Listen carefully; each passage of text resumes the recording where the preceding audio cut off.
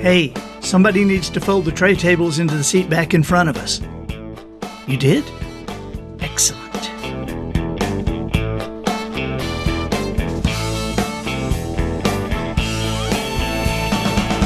Good morning, afternoon, or evening. You are listening to the Professional Noticer. Hey, good morning, my travelers. It's now 5 after the hour of 6 a.m. in the big monster city. Here, you and I will use common sense and all the wisdom we can muster to move beyond what is true and go all the way to the truth. Creating measurable results for people like you and families like yours. No longer a member of the amateur ranks, I am the Professional Noticer. And that's the way the cookie crumbles. Hello, everyone. I'm Andy Andrews. Hey, thank you for making me a part of your week. While our topics might seem to vary wildly at times, it is because the things you care about most are often greatly affected by the things you care about least. Therefore, we will field questions about business, spiritual issues, popular culture, and whether or not vegetarians will eat animal crackers. My purpose here, today, and with every show we do, is to play the part of a best friend or coach. I want to help you live the life you would live if all your toughest questions were answered. The Professional Noticer is sponsored this week by Kamado Joe, the only premium ceramic grill. Observations and answers. That's what we do here. I deliver the observations and you provide the questions. Questions are a critical component of the person you and I aspire to become. Nobody should be embarrassed to ask a question. The person who never asks a question, they either know everything or they don't know anything. Always remember, the quality of your answers can only be determined by the quality of your questions. This week, our question is from Jessica. Jessica's from Houston. Let's listen. Hi, Andy. My name is Jessica, and I am from Houston. And I'm calling today with a question regarding career, I guess you can categorize it. I am 33 years old, and I've been working for a software company for about 6 years. And I feel like I make, decent money, $47,000. I have no college degree, and I barely, because I had my son when I was 16, and I just wasn't a priority. Work has always been a priority. So I've been working and doing whatever I had to do so that I could support my family. And I've never stopped to think about what I'm good at or what I'm passionate about or what I can do because I've never had the opportunity. But I listen to you. I listen to Dave Ramsey. I listen to Ken Coleman. I listen to Brian Buffini. And I've been open to this door of all this could be. And I don't know if I just need to be happy with my current $47,000 a year and just shut up and sit down and do it, or if I'm supposed to be doing something else. And how do I figure that something else out? I don't know what I'm supposed to do, but I do feel this yearning for more at my current job. But I feel like every time I ask, it's like, no, not yet, not now, maybe, but I never get picked. But I also never get coaching on maybe you need to work on this or, what I need to work on. Anyway, I appreciate you answering my question. Thank you. Jessica. I appreciate you sending this in. I appreciate you delivering your question in person like that. I know that is tough. I listened to you at the very first, and my eyes brightened. I looked across at Matt because your speech is great. You sounded bright. You sounded confident, and of course, there at the end, I know that you let some of your true feelings go. I'm excited about what I heard. Now, I'm going to tell you to say that I'm not excited that you're feeling bad. And obviously, I don't mean that.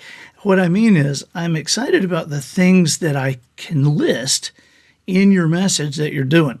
First of all, You're 33 years old and you've been working for the same company for 6 years.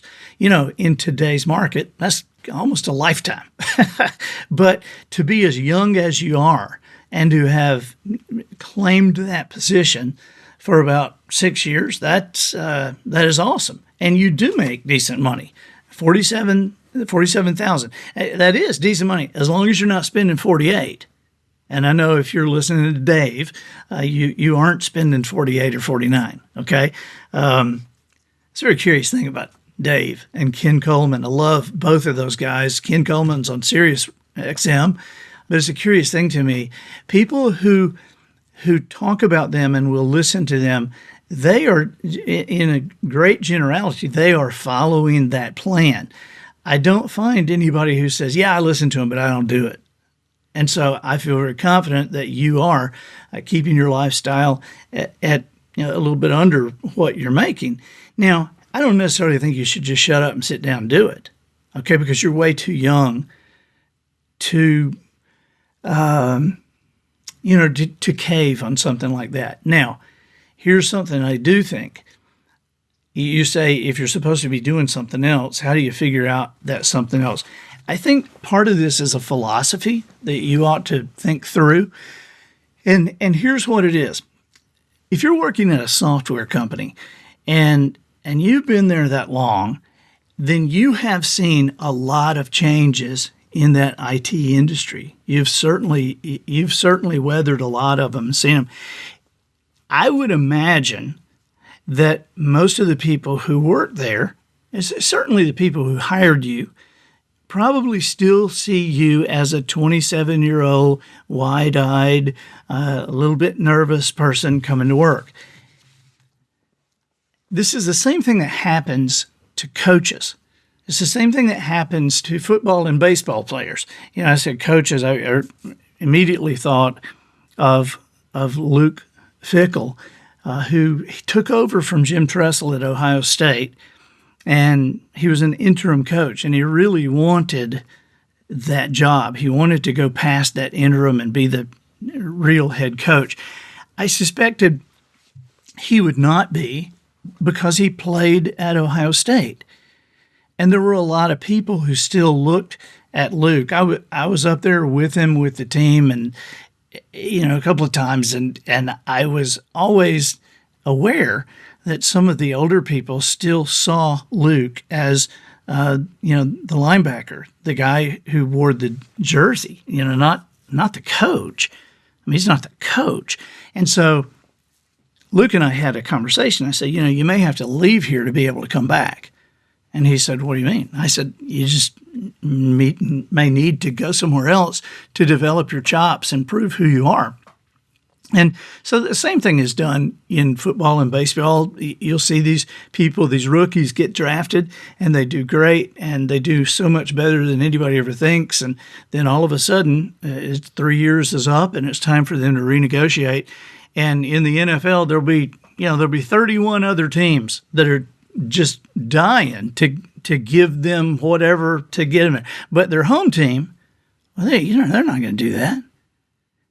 Over and over again, I see people have to go somewhere else to prove their value, and then they come back. So I would consider that. Now, if you're in the IT industry in any way, Jessica, which you are, I am sure that you must be familiar with the name Dr. Barb. Dr. Barb Rimbiesa she is the creator of ITAM. And one thing, if you are not familiar with Dr. Barb, you need to check out IAITAM.org. They are longtime friends of mine and new sponsors of the Professional Noticer. I think they're scheduled again next week. And I think you ought to go on there and see what is available, because I'm telling you, she's the one who created this asset management industry. And they're the big deal. And they own all the training. And I cannot tell you, 47 is great, but I cannot tell you how many people that I have met who are in your situation and just maybe had just kind of a broad view of IT, who got the training that they offer and now are in $100,000 plus range with their jobs. So I would really urge you to check that out. IAITAM.org. Dr. Barbara Mbiesa. Find a video of her. She is awesome. I don't think your answer is no, not yet. I don't think it's not now. I don't think it's maybe. And the reason I don't think that, Jessica, is because I don't think that the people that you're around right now are the ones who get to say on your timing. If they pass, and this is not to be mean. This is not to leave any kind of. You want to decorate the bridges you leave on. You don't want to burn them, but you got to understand that people are where they are too, and if they can't see it yet, that's no worries, and you just love them where they are. But you don't have to live your life according to their opinion of you. The fact that you never get picked. That's what you say. I never get picked. Okay. Then find another playground. If they're not picking you for the team, find another playground. I've told you the story before about my senior year, and my family moved in the middle of my senior year in high school. And most people would be horrified. And I was at first, but then I got to remembering that where we were going, nobody even knew me. They didn't have any idea of the doofus that I was in the 8th grade and the 9th grade and the 10th grade. And I went in there, and it was a new playground. And because it was a new playground, I was a new me. Continue to work on you. You say, I don't know what I need to work on. Continue to work on you and work on what you learn. You're already in the IT industry. I think you're going to find a lot of good stuff on IAITAM.org. Jessica, thank you so much for being a part of this. And please keep us up on this. I'm actually going to call Dr. Parb and say, hey, just keep an eye out. Keep an eye out for my friend Jessica. Today, our sponsor on The Professional Noticer is Kamado Joe Premium Ceramic Grills. And I'm telling you, these are my grills.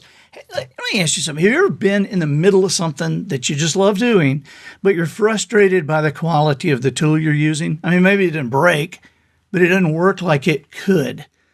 Well, this was the realization a couple of guys had about grilling. They loved it. They did it all the time. Weekend after weekend, they'd be disappointed by their grills, their tools. They knew there was a better way. And they had the ability and the circumstance that allowed them to design and develop a better grill. Kamado Joe, this is not just a line of products. This is what happens when a couple of guys who love to grill get serious about creating the world's best ceramic cooker. Their goal is simple, and that is that each product bearing the Kamado Joe name becomes a trusted part of exceptional grilling experiences for you. Look at KamadoJoe.com. Kamado Joe, the premium ceramic grills. Observations and answers. Yeah, that's what we do here. Every week I toss out a few observations and you provide the questions. Then we harness common sense and wisdom to plow through the issue all the way to an answer for you. So, here's what I'm seeing this week.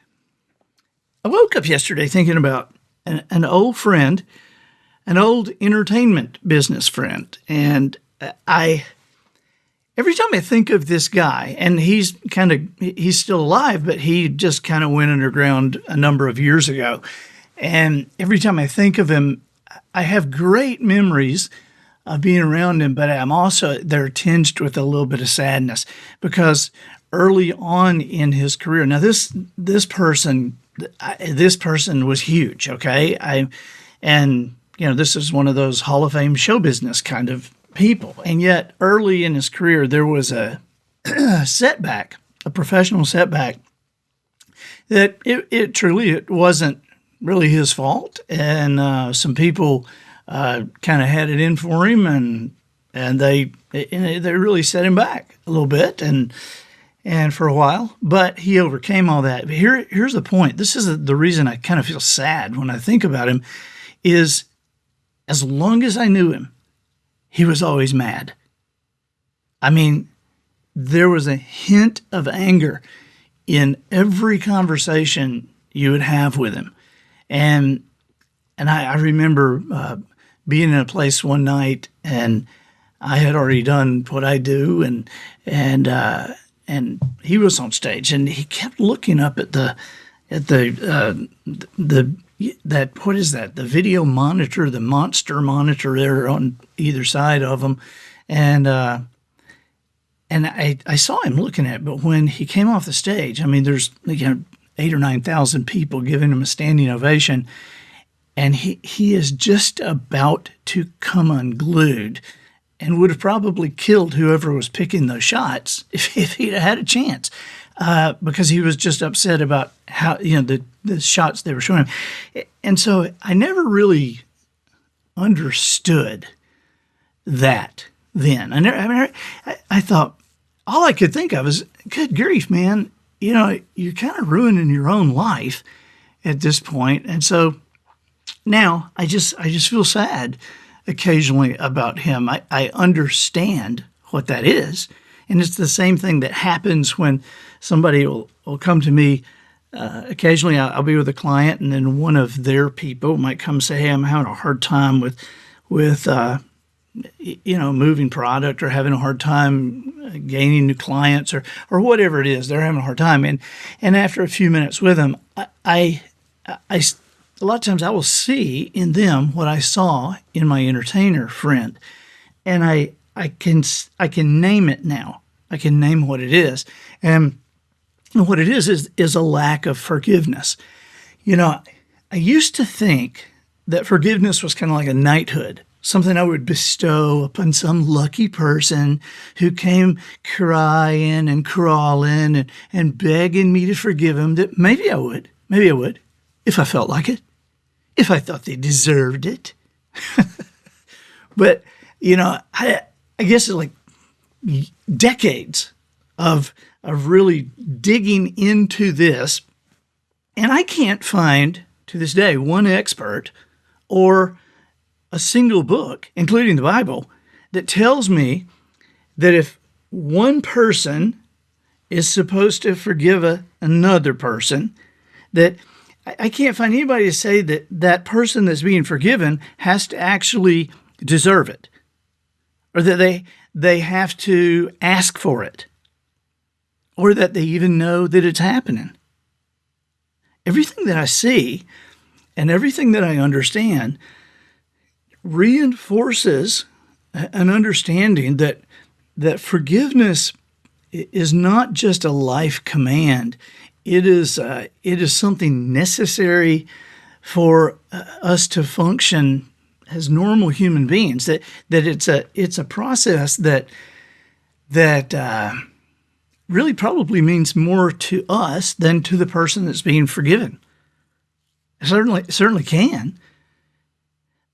Let me put it this way: Have you ever been laying awake at night, and everybody else is asleep, and you've had a little hard time going to sleep, and it's getting closer now, but just as your eyes are about to really kind of drift off, you think about that guy again. That guy comes into your head, and you think about the guy. You think about what he said, and then you think about what you said, and of course you think about what you would have said if you had just a second to think about it. And so then you imagine what you will say tomorrow when you're walking through the hall, and he comes around the corner in that stupid purple bow tie he always wears, and you get him right there, and you tell him right to his face. You ever done that? And isn't it amazing that when we really look at what we're doing, that guy, Mr. Purple Bowtie guy, or whoever said what it was, that guy's across town sleeping peacefully, unaware that we're even been out of shape. And so who is it hurting? holding on to that affects our relationships. It affects who we are because it affects how we act. It affects the look in our eyes. And so the only answer I can find is forgiveness, to forgive, to forgive. See, here's the crazy thing is that I said a minute ago that forgiveness can mean more to us than it does to other people. Or forgiveness is a decision. It's not an emotion. But we treat it like an emotion, which is why it drags us around like a dog on a leash sometimes. It can dominate our lives. And so we choose to forgive. Now, here's another thing. I remember being in Sunday school when I was a little kid and hearing the story where the guy asked Jesus, okay, how many times am I supposed to forgive? Am I supposed to forgive 7 times, 70 times? And Jesus said, no, I say unto you. He was always saying unto something. He said, no, I say unto you, forgive 7 times 70. And I was a kid, but I remember thinking, really? Really? So some moron is going to do something 490 times, and we're just supposed to forgive him again. But I think now that obviously that missed the point. The point was not that somebody would do something over and over again. The point is me, because I know that I am fully capable of forgiving somebody and then forgetting that I forgave them and have it bend me out of shape again. Guys, have you ever been driving along and had somebody in your car, maybe your wife, and this goes the other way too, wife driving, the husband sitting there. Anyways, somebody says, hey, and then you kind of look, yeah? What's wrong? What do you mean? Nothing's wrong. Okay, well, why did you just stop talking? Did I? Yeah, we were just having a conversation, and all of a sudden you stopped talking. And you sit there and go, oh, yeah, I was thinking about that guy and what he said, coming around that purple bow tie. And you realize, okay, well, man, I'm going to have to forgive this again. I'm going to have to do this again. I'm going to have to make this decision again. Sometimes I talk about this and people say, well, so what? Are they just going to get away with it? Is that what you're saying? No, nobody's getting away with anything. See, forgiveness is about us. In this context, how we're talking about this, forgiveness is about us. It's trust that's about them. Don't mistake forgiveness with trust. Forgiveness is about us and doing away with our past. Trust is about them and the future. Do you forgive somebody who steals from you? Sure. Do you continue to do business with them? Probably not. Do you forgive somebody who lies to you? Yeah. Do you continue to believe everything they say? No. See, trust and respect have to be earned, and they are not permanent. One more thing, you can forgive yourself. And there's an odd observation. You can forgive yourself. I don't know about you, but all the people who have, I've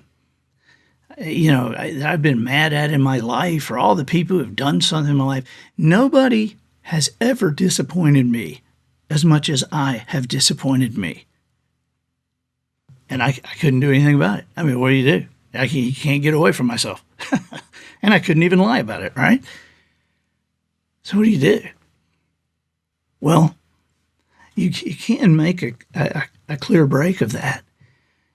You can forgive yourself. And it's a pretty simple thing to do.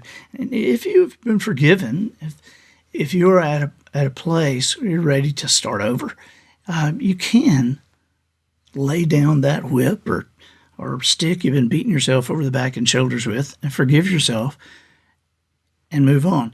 There are a lot of people who are carrying grudges against themselves, and those people they're just never as effective as they would be. I have seen so many times people doing everything they knew to do to succeed in business or to succeed as a dad or a husband or a wife or a mom. And I've seen people doing everything they could do and yet just couldn't pull it off and didn't even know why.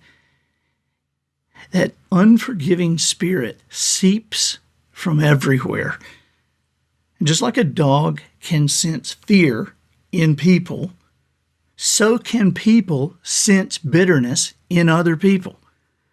They don't always know what it is they're sensing, but I'll tell you this, they don't do business with it. They don't stay married to it forever. They don't date it again. The process of forgiveness, this is just a period of observation for us. There is no end point to this. We may explore it again sometime soon, or I would really urge you to really dig into the topic because it is multifaceted. It is very powerful and something you can arm yourself with is a clean spirit. And I think that'll do it for this week. Get us out of here, Matthew.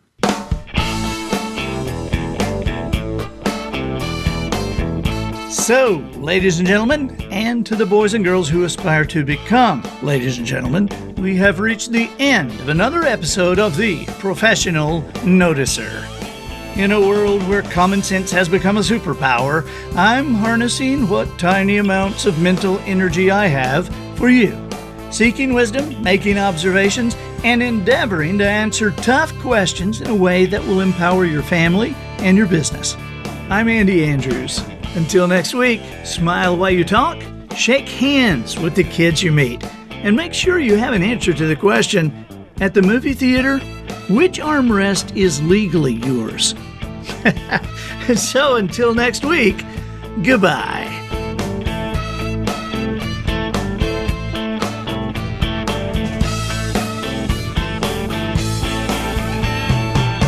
This episode of The Professional Noticer was produced by Matt Limpert. The Noticer theme, written and performed by Sugarcane Jane. Reading glasses provided by Twinkle and Smoke of Beverly Hills. Additional financial consideration provided by The Reputational Word, a not-for-profit organization who is working to change your child's reaction to certain foods. Their studies have proven that the taste of a food makes no difference if the child won't take a single bite. Therefore, The Reputational Word, aware that they cannot change children, are instead legally changing the food names on our most traditional childhood food offenders. The word spinach is being changed to hot green ice cream, the word casserole to many-flavored pie, and liver to meat candy. That's The Reputational Word. Lend your support to their effort, and never again fight your kids at mealtime.